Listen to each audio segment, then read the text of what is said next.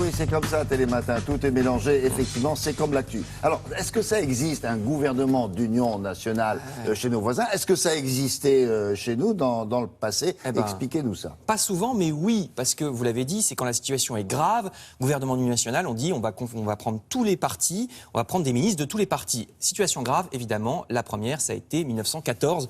En 1914, on va voir les images, le gouvernement Viviani, en 14, il va prendre de l'extrême gauche de l'époque jusqu'à la droite comme ministre, vous voyez ce gouvernement, et ça va se reproduire pendant l'autre guerre, à la fin de l'autre guerre, 30 ans plus tard, en 44, vous voyez le général de Gaulle qui devient chef du gouvernement provisoire, alors lui est plutôt conservateur, mais il va prendre des gens de droite et de gauche, par exemple Vincent Auriol qui est socialiste, vous le voyez, sera ministre, il y aura aussi des communistes, lui il s'appelle Marcel Paul, voilà. Et c'est à peu près, il faut bien le dire, la dernière fois que ça se passera, parce que par exemple quand il revient en 58 de Gaulle, pendant quelques mois, il va prendre des ministres de droite et de gauche, mais c'est juste le temps d'installer la Ve République. Ça va durer que quelques mois. Après, ça sera complètement fini.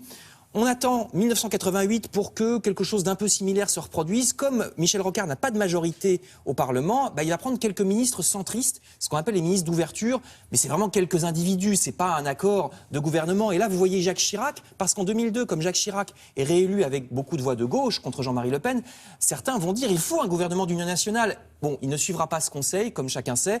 La dernière fois que ça aurait pu se produire, c'est en 2007, parce que Ségolène Royal ne cachait pas qu'elle se serait sans doute rapprochée de François Bayrou si elle avait été élue. Mais comme elle n'a pas été élue, on ne sait pas, on ne saura jamais si ça se serait fait comme ça avec un gouvernement d'union nationale. Alors ça, c'est pour la France.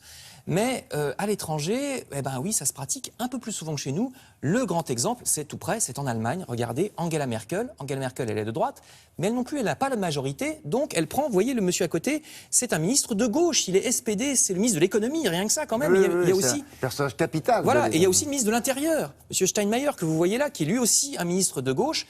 Alors ça, c'est la Suisse. Pourquoi le gouvernement suisse? Alors eux, ils font un truc qui est unique au monde. Ils ont toujours 8 ministres, tout le temps 8, qui représentent tous les partis. Et ils gouvernent ensemble. Et donc, ils sont d'accord sur à peu près tout. Quoi qu'il arrive, c'est pas un état d'urgence, c'est comme ça. Toujours 8, c'est comme ça. Et si jamais ils ne sont pas d'accord sur un truc, il faut un référendum, une votation, comme on dit là-bas.